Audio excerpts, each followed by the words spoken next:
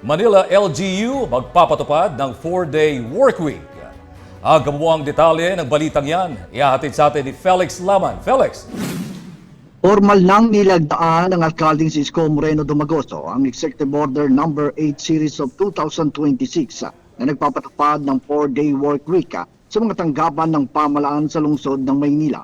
Sa ilalim ng naturang kautusan, papasok ang mga kawani ng city government mula Lunes hanggang Huwebes na may extended working hour mula alas 7 ng umaga hanggang alas 6 ng gabi o alas 8 ng umaga hanggang alas 7 ng gabi.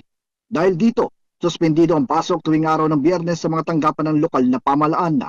Gayunpaman, hindi kabilang sa 4 na araw na work week ang mga essential at frontline services tulad ng Emergency Response Unit, Health Services, Sanitation Operation, Public Market at Utility gaya ng water pumping station upang matiyak ang tuloy-tuloy na serbisyo publiko.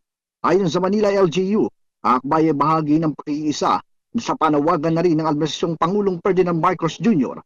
na magpatupad ng mga akbang sa energy conservation kasunod ng pagtaas ng presyo ng petrolyo dulot ng tensyon sa Middle East.